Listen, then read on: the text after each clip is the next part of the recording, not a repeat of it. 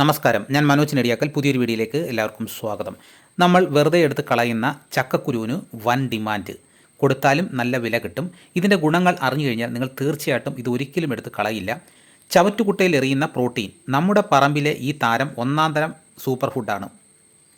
പഴുത്ത ചക്കയുടെ മധുരവും രുചിയും ആസ്വദിക്കുമ്പോൾ നമ്മളിൽ ഭൂരിഭാഗം പേരും ചക്കക്കുരു ചവറ്റുകുട്ടയിലേക്ക് എറിയാറാണ് പതിവ്.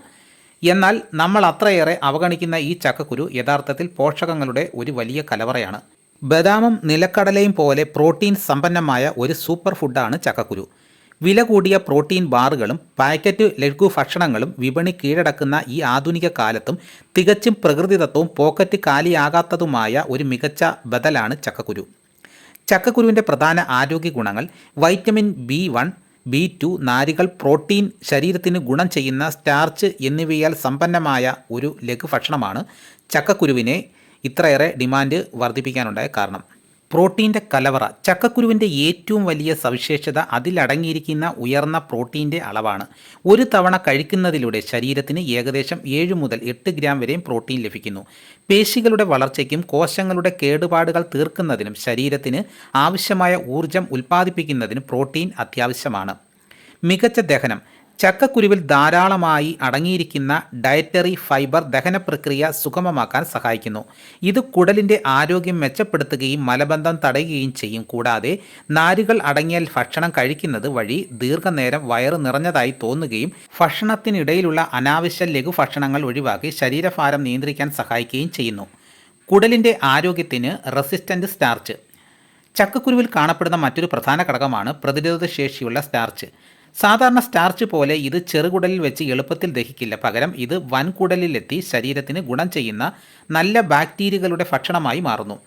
ഇത് രക്തത്തിലെ പഞ്ചസാരയുടെ അളവ് പെട്ടെന്ന് ഉയരുന്നതിന് തടയാനും മെറ്റബോളിസം മെച്ചപ്പെടുത്താനും സഹായിക്കുമെന്നും പഠനങ്ങൾ വ്യക്തമാക്കുന്നു. ഹൃദയാരോഗ്യം സംരക്ഷിക്കുന്നു. ഇതിലടങ്ങിയിരിക്കുന്ന പൊട്ടാസ്യവും മഗ്നീഷ്യം പോലുള്ള അവശ്യ ഘടകങ്ങളും രക്തസമ്മർദ്ദം കൃത്യമായി അളവിൽ നിലനിർത്താൻ സഹായിക്കുന്നു. കൂടാതെ ചക്കക്കുരുവിലെ നാരുകൾ ശരീരത്തിലെ ലോ ഡെൻസിറ്റി ലിപ്പോപ്രോട്ടീൻ അഥവാ ചീത്ത കൊളസ്ട്രോളിൻ്റെ അളവ് കുറയ്ക്കുകയും ഹൃദയത്തിൻ്റെ ആരോഗ്യം സംരക്ഷിക്കുകയും ചെയ്യുന്നു. രോഗപ്രതിരോധ ശേഷിയും വളർച്ചയ്ക്കുള്ള പരിഹാരവും.